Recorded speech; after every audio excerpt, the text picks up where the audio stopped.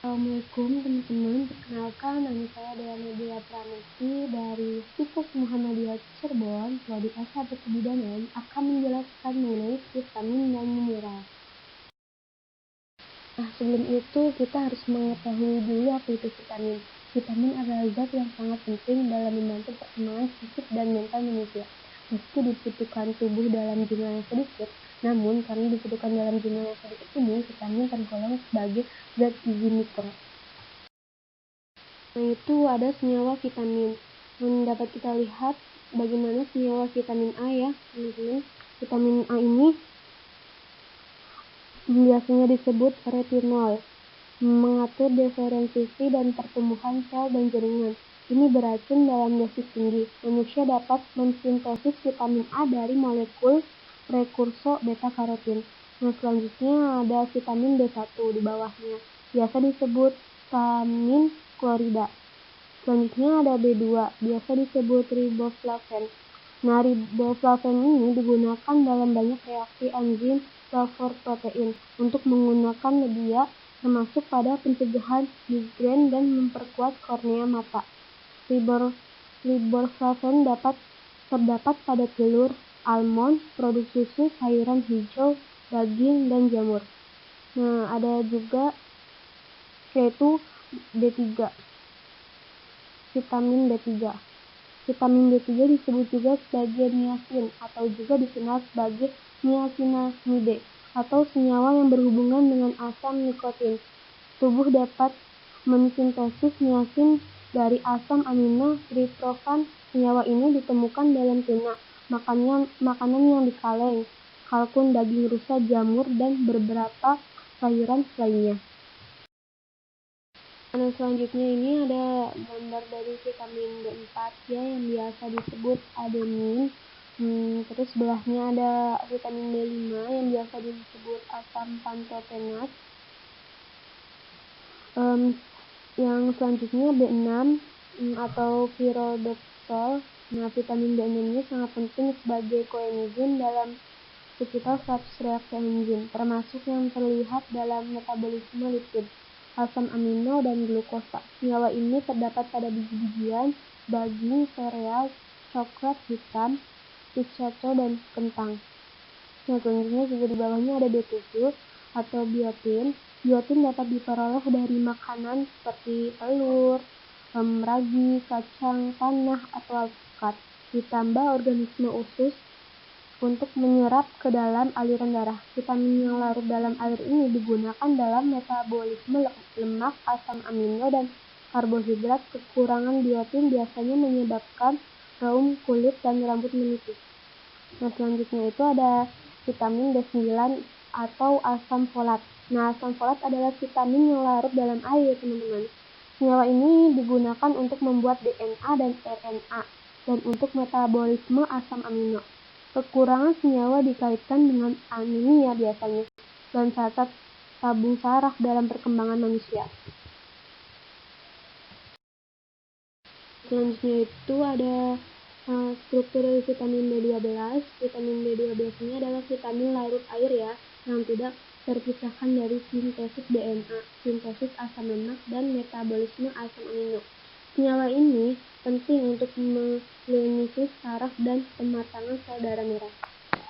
Selanjutnya ada vitamin C atau biasa disebut asam ascorbat. Vitamin C ini adalah antioksidan yang larut dalam air. Senyawa ini digunakan untuk memproduksi neurotransmitter, mendukung fungsi sistem kekebalan tubuh, dan memperbaiki jaringan.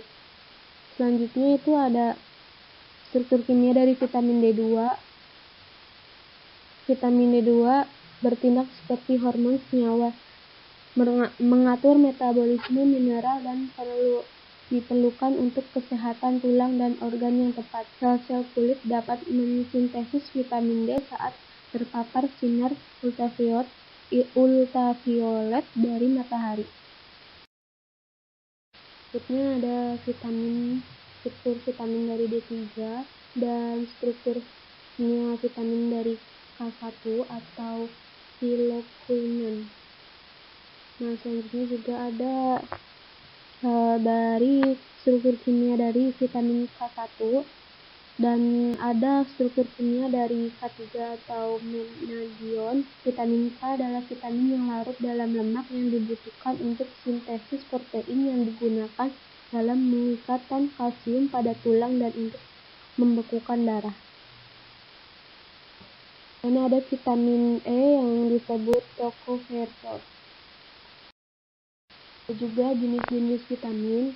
Yang pertama vitamin A, vitamin B1, vitamin B2, vitamin B3, B5, B6, dan vitamin B7, B9, B12, vitamin C, vitamin D, dan vitamin E, serta vitamin K. Yang ketiga ada sifat vitamin. Vitamin terbagi menjadi dua jenis, yaitu vitamin D termasuk vitamin B1 hingga B2.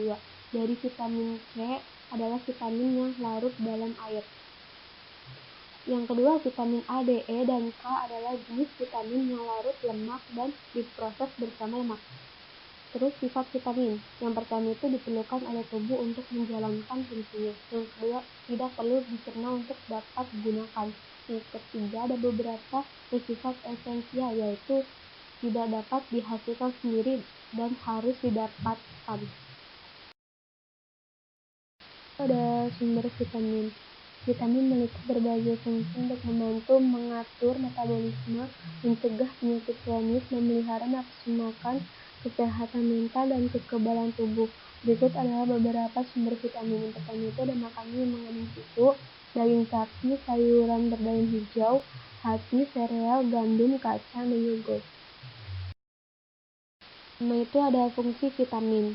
Nama vitamin yang pertama, vitamin A itu fungsinya yang pertama bermanfaat untuk mempertahankan sistem kekebalan tubuh, menjaga kesehatan kulit, mendukung perkembangan janin, dan memelihara pertumbuhan gigi serta tulang.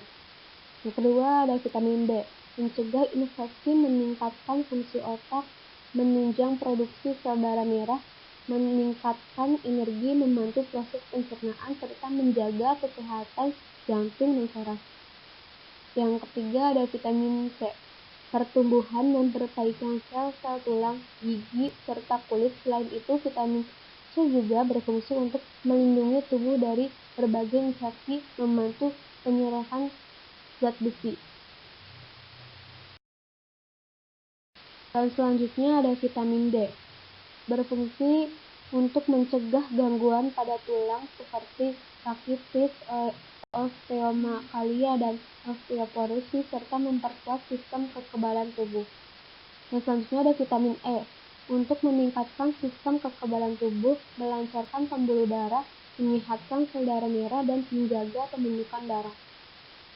Dan yang terakhir ada vitamin K, proses pembekuan darah, menjaga kesehatan tulang, dan mengurangi risiko penyakit jantung. Keenam itu penyakit kekurangan vitamin. Kekurangan vitamin ini dapat menyebabkan kerja sistem imun terganggu untuk melawan penyakit, akibatnya lebih rentan terserang diare, campak, dan infeksi, gangguan pernapasan. Selain itu, kulit bisa cepat kering dan kusam, juga rambut gampang rapuh dan patah kalau tubuh kekurangan asupan vitamin. Selanjutnya itu ada mineral. Sebelum itu kita harus mengetahui apa itu mineral. Mineral adalah padatan senyawa kimia homogen non-organik yang memiliki bentuk teratur atau sistem kristal dan terbentuk secara alami. Istilah mineral termasuk tidak hanya bahkan komposisi kimia, tetapi juga struktur mineral. Mineral termasuk dalam komposisi unsur murni dan garam sederhana sampai silikat yang sangat kompleks dengan ribuan bentuk yang diketahui. Senyawa organik biasanya tidak termasuk. Ilmu yang mempelajari mineral disebut mineralogi. Karena itu ada susunan kimia. Dapat kita lihat di gambar atau di tabel bagaimana rumusan kimianya dan nama dari mineralnya. Itu ada masing-masing. Yang kedua ada komposisi mineral dalam tubuh. 5 mineral utama dalam tubuh manusia adalah kalsium, fosfor, kalium, natrium, dan magnesium. Semua unsur yang tersisa dalam tubuh manusia disebut unsur remik. Unsur remik yang memiliki fungsi biokimia spesifik dalam tubuh manusia adalah besi, kabag, tembaga, seng, mangan, dan molybdenum, indium, serta selenium. Ketiga itu ada macam-macam mineral yang dibutuhkan tubuh. Yang pertama ada kalsium. Kalsium ini dibutuhkan untuk membangun dan menjaga kesehatan tulang dan gigi. Sumbernya itu susu, keju, brokoli, kacang polong, sayuran berdaun hijau. Yang kedua ada selenium. Fungsinya membantu melindungi sel melawan kerusakan oksidatif, karenanya membantu mencegah penuaan. Mineral ini dibutuhkan untuk kesehatan kulit dan rambut. Sumbernya itu dari biji-bijian dan ikan. Yang ketiga ada kromonium. Dibutuhkan untuk mengontrol gula darah. Mineral ini digunakan membantu melawan ateroksida atau degenerasi pembuluh arteri. Sumbernya itu dari merica hitam, roti, gandum, hati sapi, dan keju. Yang keempat ada magnesium. Diperlukan untuk banyak proses metabolisme, khususnya penyerapan zat gizi. Suplemen magnesium bersama vitamin B6 dapat membantu mengatasi sindrom pranutrisi. Sumbernya dari kacang-kacangan, udang, kacang kedelai, gandum, sayuran, dan sayuran berdaun hijau. Yang kelima itu ada besi. Diperlukan untuk membawa oksigen dalam darah. Zat besi adalah komponen vital bagi banyak sistem enzim tubuh. Sumbernya itu dari hati, ginjal, kuning telur, coklat, kerang, dan peterseli. Yang keenam ada zinc. Dibutuhkan untuk pertumbuhan, kesuburan, dan sistem kekebalan tubuh. Mineral ini amat dibutuhkan selama kehamilan. Sumbernya itu dari jahe, daging merah, hati sapi, kuning telur, kacang, susu. Nah, dan yang keempat itu ada peran mineral dalam tubuh. Mineral bekerja sebagai kofaktor dan katalisator kerja organ-organ tubuh manusia.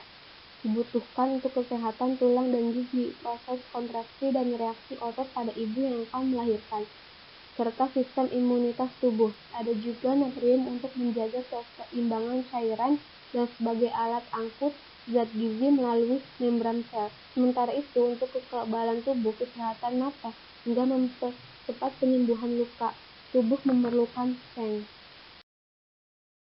Yang kelima ada sumber utama mineral. Yang pertama ada kalsium. Sumbernya itu dari telur, susu, dan produk alami lainnya termasuk keju, yogurt, tahu, ikan teri, kacang-kacangan, dan sayuran. Yang kedua itu ada klorida. Sumbernya itu di ikan, udang, kerang, daging, telur, garam, acar, dan zaitun. Yang ketiga ada fosfor. Sumbernya itu dari ikan, ayam, beras, telur, kacang tanah, kacang hijau, dan produk susu. Yang keempat ada magnesium. Sumber dari sayuran berdaun hijau, jagung, apel, kacang-kacangan, beras, ikan, dan telur. Yang kelima itu ada natrium.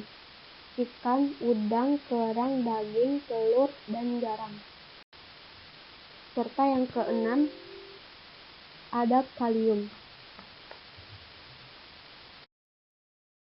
Yang keenam itu ada fungsi mineral. Secara umum, mineral berfungsi untuk mempertahankan serta menjaga kesehatan tulang dan gigi. Berperan penting dalam proses pembentukan energi, menjadi pembawa sinyal pada sistem saraf dan kontraksi otot, menjaga keseimbangan asam basa tubuh, serta menjadi komponen dari enzim dan hormon yang dihasilkan tubuh. Ketujuh itu ada penyakit akibat kelebihan dan kekurangan mineral. Yang pertama itu ratitis atau riket. Adalah suatu gangguan pada tulang yang sedang tumbuh, di mana kalsium gagal disimpan dalam tulang. Akibatnya, tulang menjadi lunak dan mudah patah atau berubah bentuk. Yang kedua itu ada osteomalacia. Adalah kondisi di mana tulang tidak dapat mengeras sehingga rentan untuk bengkok atau bahkan patah. Kondisi ini terjadi akibat kekurangan vitamin D, kalsium, atau fosfor yang dibutuhkan untuk proses pengerasan tulang. Selanjutnya ada karies dentis atau karies gigi. Kerusakan enamel gigi bagian terluar gigi yang mengakibatkan terjadinya banyak masalah pada gigi termasuk sakit gigi. Dan selanjutnya ada anemia. Kondisi ketika tubuh kekurangan sel darah merah yang sehat atau ketika sel darah merah tidak berfungsi dengan baik. Akibatnya itu organ tubuh tidak mendapatkan cukup oksigen sehingga membuat penderita anemia pucat dan mudah lelah. Selanjutnya itu ada sindrom Cushing, adalah kumpulan gejala yang muncul akibat kadar hormon kortisos atau hormon stres dalam tubuh terlalu tinggi. Selanjutnya ada tetani.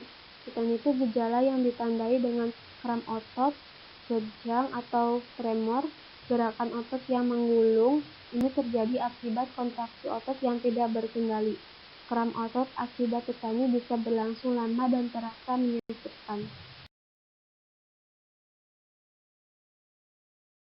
Alhamdulillah, terima kasih kepada teman-teman yang sudah melihat video ini atau mendengarkan video ini. Semoga pesan saya dapat tersampaikan dengan baik dan bisa dimanfaatkan dengan baik. Terima kasih. Wassalamualaikum warahmatullahi wabarakatuh.